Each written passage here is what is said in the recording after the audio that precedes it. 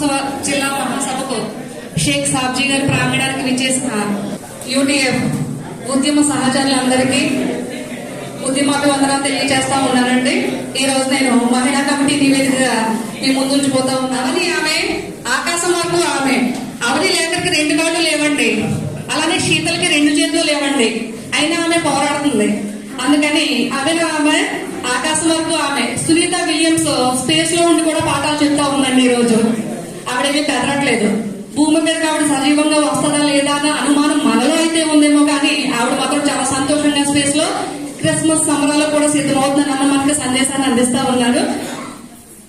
అవకాశాలన్నీ ఆమె అడగదు, సృష్టించుకుంటుంది. ఆవిడ సాగిలు పడుతూ సాధించుకుంటుంది. వైఫల్యాలను, బలహీనతలను, నాగరిక సమాజంలో అనాగరిక పోకడలను. మనకు తెలుసా, మనం నాగరిక సమాజంలో 21st సెంచరీలో ఉన్నామని చెప్పుకుంటా ఉన్నాం, కానీ భోలే బాబా పాత ధూళి తాకితే మనం స్వర్గానికి పోతామనే ఉద్దేశంతో 121 మంది తొక్కిసలాట్లో చనిపోయారు. చంపేసింది ఎవరండి? మృగాలైతే కాదు. ఎవరు? మనం మనుషులే. పులి మీద పడలేదు, అక్కడేమీ భూకంపం రాలేదు, సునామీలో కొట్టుకుపోలేదు వాళ్ళు. అందుకనే ఈ మాట వాడాల్సి వచ్చిందండి.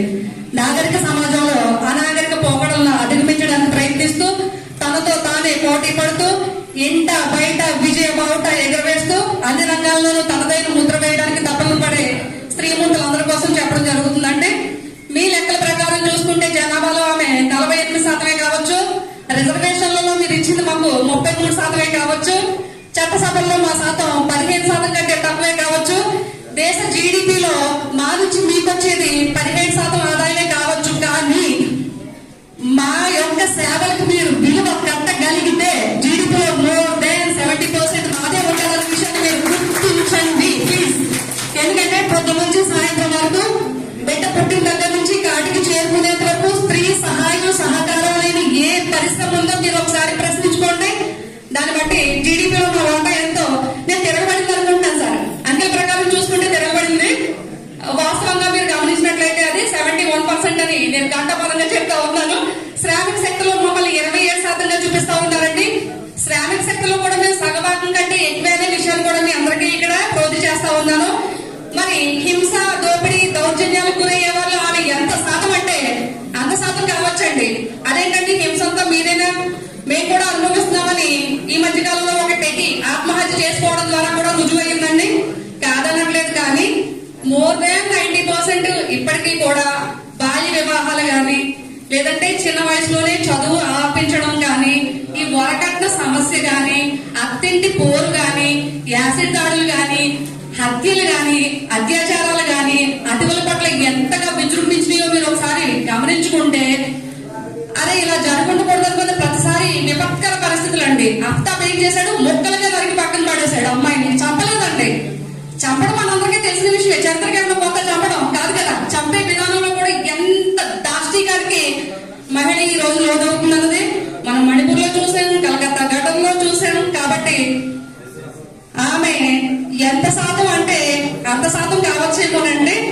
కాబట్టి అందుకేనేమో మనమందరం హింసని నివారించాలి అని కోరుకుంటా ఉన్నాం, కానీ చట్టాలు సరిగా పనిచేయట్లేదు. చట్టాలు మరింత శక్తివంతంగా పనిచేస్తే అంతా బాగుంటుందన్న ఒక మాట అనేసి, ఒక క్యాండిల్ వెలిగించేసి, ఒక ఫోటో తీసేసుకుని, ఒక వీడియో సోషల్ మీడియాలో అప్లోడ్ చేసేసి అక్కడతో ఆ సమస్య అంతమైపోయింది అనుకుంటున్నాం. కానీ సమస్య ఒకటి వేళ్లతో సహా పెగిలించుకుంటాం. మనం నాగరిక సమాజంలో బ్రతుకుతామని ఆదరైతే ఉపయోగం లేదన్నది నా బలమైన ఆలోచన. మీరందరూ కాదన్న నమ్మకం కూడా ఉంది. ఏది ఏమైనప్పటికీ మొన్న మార్చి 8వ తారీఖున జరిగినటువంటి అంతర్జాతీయ మహిళా దినోత్సవం కూడా ఏం చెప్తా ఉందంటే, ప్రపంచ దేశాలన్నీ కూడా మహిళల సామర్థ్యాన్ని పెట్టుబడిగా పెడితే మాత్రమే మనం ముందుకి వెళ్ళగలం. మనం ఏదైతే సాధించాలనుకుంటున్న అభివృద్ధి ఉందో అంకెల్లో దాన్ని సాధించగలమని వాళ్ళు కూడా జొట్టి ఒక్కనిస్తా ఉన్నారండి. అయితే గతంలో ఆమె సామర్థ్యం వెళ్ళలేదు, అసలు ఇప్పటికీ వెళ్ళలేదు అనుకోండి. ఇంట్లో అమ్మ చేసే వంటకు వెల ఎక్కడుంది? ఆవిడ చేసే సేవకు ఎక్కడుంది విలువ? ఏం చేసావు నువ్వు పొద్దు నుంచి? ఏం చేసావు నువ్వు పొద్దు నుంచి? నేనైతే కష్టపడి వచ్చాను, నేను పాటుపడి వచ్చాను, ఇదిగో నేను 500 తెచ్చాను. నువ్వేం చేసావు? ఇది కదా విలువ కట్టారంటారా? విలువ కట్టారంటారా? వెల ఉందంటారా? లేదు కదా. అయితే ఉన్నారండి. చోదక శక్తిగా మహిళలు స్వయం శక్తితో ఎదుగుతున్నారు అన్న విషయాన్ని మీరు గమనించండి ఒకసారి. నేడు విలువ కడతా ఉన్నారు, వీళ్ళ సేవలు కూడా బాగా చేస్తా ఉన్నారని కొనియాడుతా ఉన్నారండి. ఇదంతా కూడా ఆమె పట్టుదలని నేను చెప్తా ఉన్నాను. ఆమె పట్టుదల, పోరాట పటిమ, దృఢ సంకల్పం ఫలితాలకి పథకాలకి దూరంగానే ఉందండి. మనం చూసాం కదా, వినేష్ పోగట్ పోరాడి పోరాడి పోరాడి పోరాడి ఒలింపిక్స్ లో పథకం ఓడిపోయిందేమో కదండి. ఆవిడ యొక్క పోరాట స్ఫూర్తి అన్ని తరాలు కూడా స్మరించుకుంటూనే ఉంటాయి. రాష్ట్ర వ్యాప్తంగా ప్రతి వీధిలోని అంగన్వాడీలు ఏం చేశారు మనందరికీ గుర్తున్న మిత్రులారా, చీరల్ని టెంట్ గా కట్టుకుని కుర్చీలు వేయించుకోవడానికి కూడా డబ్బులు లేని పరిస్థితుల్లో నేల మీద కూర్చుని వాళ్ళ వంట వాళ్లే చేసుకుని మార్నింగ్ వచ్చిన టైం నుంచి సాయంత్రం వెళ్లే టైం వరకు కట్టిక నేల మీద కూర్చుని 40 రోజులు భయపడి ఉద్యమించిన ఫలితం ఏముంది సార్? శూన్యం. అంతే కదా, అంతే కదండి, శూన్యమే కదా. ఉద్యమాన్ని మీరు సప్రెస్ చేశారు కానీ 100% ఫలితాలు అయితే సాధించుకోలేకపోయింది. కానీ ఆ ఉద్యమ స్ఫూర్తి మరింత ఉద్యమించడానికి మా అందరికి జ్వలిస్తూ ముందుకు నడిపిస్తుందని ఈ సందర్భంగా తెలియజేస్తా ఉన్నామండి. అంతేకాదు, ఇక యూటీఎఫ్ లో మహిళా భాగస్వామ్యానికి వచ్చేసరికి సగభాగపు సభ్యత్వంతో సమభాగపు పోరాటాలతో మేము ముందున్నామని సందేహం లేదని రాశానండి. చాలా మందికి సందేహం వచ్చుండొచ్చు, అదేంటండి ఎక్కడ చూసినా సరే అంతమంది లేరు కదా, ఎక్కడ చూసినా కూడా మేమే ఎక్కువ మంది ఉన్నాం, అదే చెప్తాం అనుకుంటున్నారండి సుబ్బారావు గారు. 25% మీరుంటే 75% మేము ఉన్నామనే మాట వెంటనే వస్తుందండి మీ నుంచి. కానీ ఆవిడ బయటికి రావాలంటే కూడా ఒక పోరాటం చేస్తా ఉంది సార్. నేను వెళ్తున్నాను కదా, నువ్వు రాజుకోమా అనే పరిస్థితి లేదంటారా చెప్పండి. వాళ్ళందరూ చూసుకుంటారా, పోరాటాలంటే మగాళ్ళు చూసుకుంటారులే, మీకెందుకమ్మా? చట్టసభల్లో ఆడవాళ్ళు ఎక్కడ విషయాలు మాట్లాడేటప్పుడు కూడా ఇలాంటి విషయాలు అంటారు సార్. రాజమండ్రి పెంచారు సార్.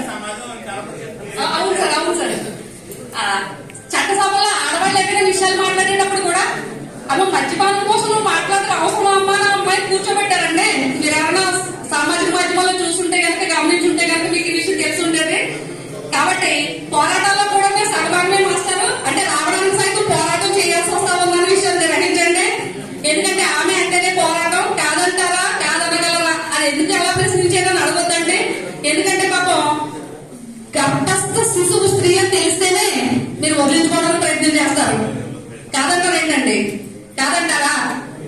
ఆడపిల్ల పుట్టిన తర్వాత మళ్ళీ ఇంకో ఆడపిల్ల పుడతారు అంటేనే లవదిబ్బు అనిపోతారు మీరు. కాదంటారా? కాదంటారా? అయితే బాబు ఈ ఆడపిల్లకి చదువేందుకు, ఈ ఆడపిల్లకి చదువేందుకు లక్షల లక్షలు మళ్ళీ కట్నం కూడా ఇవ్వాలి కదా. బయట చదివిస్తే మరింత బాగా చదువుకున్న అబ్బాయిని ఇంకా ఎక్కువ కట్నం ఇచ్చి మనం పెళ్లి చేయాలి కదా అని చెప్పి అది కూడా సమస్యగా భావిస్తూ చదువుని కూడా ఏం చేస్తారండి, ఆపేస్తారు కదా. మనకొచ్చే పిల్లల్లో డ్రాప్ అవుట్స్ లో మగపిల్లల కంటే ఆడపిల్లల విషయం ఎక్కువ ఉంటుంది అందరికీ తెలుసు కదా మాస్టారు.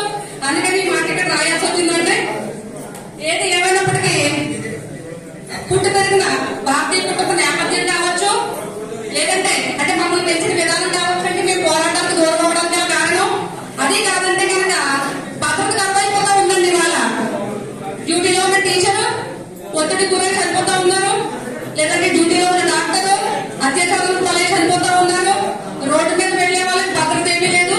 అలా అని ఇంట్లో ఉండే వాళ్ళకి ఏమైనా భద్రత ఉందా? కోనసీమలో జరిగిన ఒక హృదయ విధానక సంఘటన మీకు చెప్పే ప్రయత్నం చేస్తాను మిత్రులారా. ఆమె వయసు 60 సంవత్సరాలు, పక్షవాతం వచ్చి మంచానికి పడి ఉంది ఆవిడ. పక్షవాతం వచ్చి మంచాన పడ్డ ఒక ముసలావిడండి. ఆవిడ కూడా అత్యాచారం చేశారట. మీరు వినే ఉంటారు, మీరు పేపర్లో చదివే ఉంటారు ఈ విషయాన్ని. ఎవరైనా చదివారంటే రైట్ సార్, చదివారు. ఇక్కడ ఒకళ్ళలో చదివారు, విషయం తెలిసిన వాళ్ళకి థ్యాంక్ యూ సార్. చదివారు కదా. అంటే ఎంత దారుణమైన పరిస్థితులు ఉన్నాయండి. మరి ఇలాంటి పరిస్థితుల్లో ఎంఏ గారు చెప్పారు, అమ్మ నువ్వు జాగ్రత్తగా వెళ్ళేవా లేదా, జాగ్రత్తగా వెళ్ళేవా లేదని 10 సార్లు ఫోన్ చేశానన్నారు. ఎందుకంటే ఆయన ప్రగతిశీల భావాలు పెద్ద కాబట్టి పంపించారండి. మా నాన్నగారు వ్యవసాయం చేసుకునే రైతు, నన్ను బయటకి ఎందుకు పంపిస్తారు ఆయన? ఇదంతా జరగకుండా ఉంటే నువ్వు ఇంట్లో ఎందుకు పోమని చెప్తారండి. అదొక కారణం. అయితే బయటకు వచ్చిన తర్వాత మా భద్రత గ్యారంటీ ఏదండి, అలా ఇంట్లో ఉంటే గ్యారంటీ ఏది? ఇంకొక ముఖ్యమైన విషయం చెప్పడానికి కూడా నేను ఏం సంతోషించట్లేదు మాస్టర్. విషయం ఏంటంటే ఎక్కువ మంది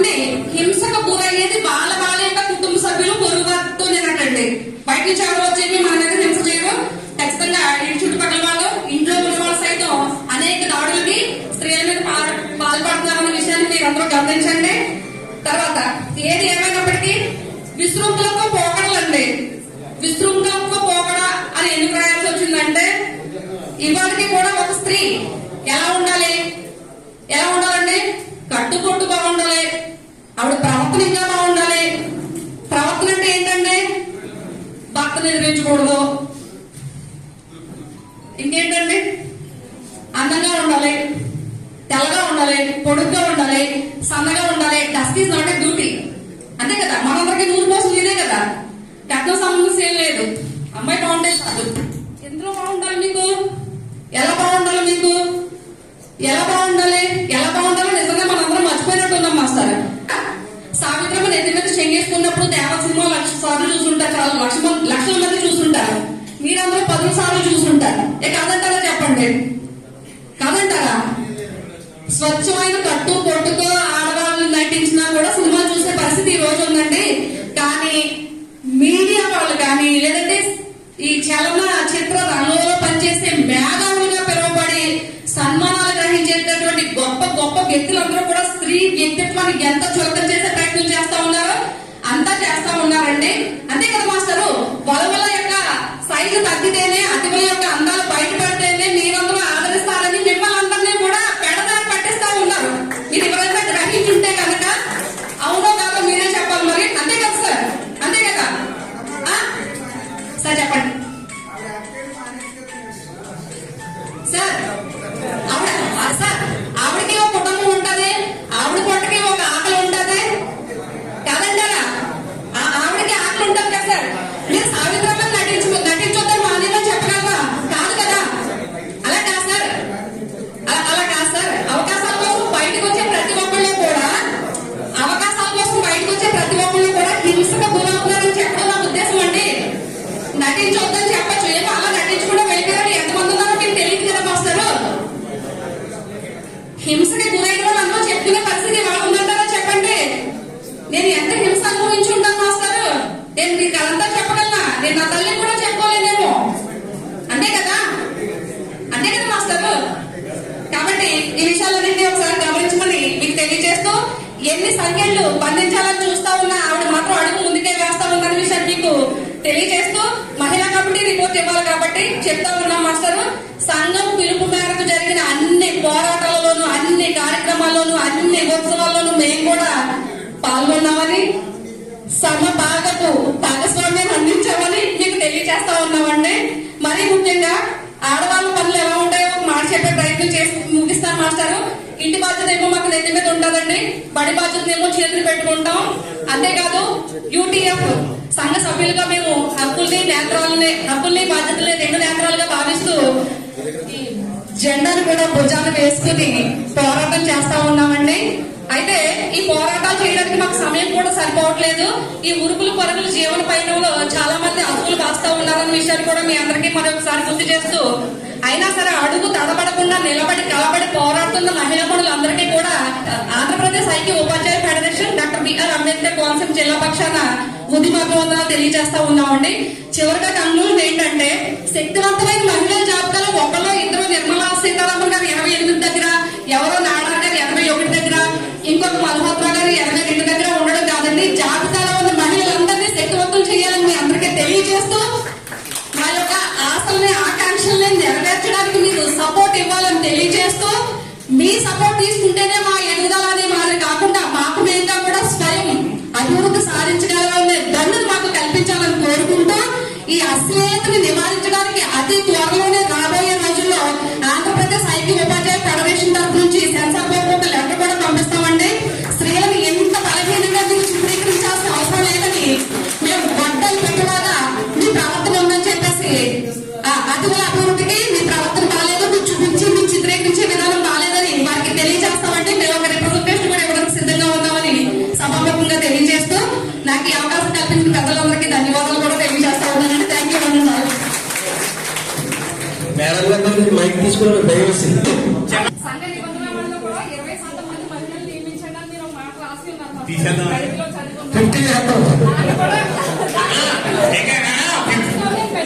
అమ్మా 50 అయ్యో మొత్తం తీసేస్తాం, మీరు 50 రండి.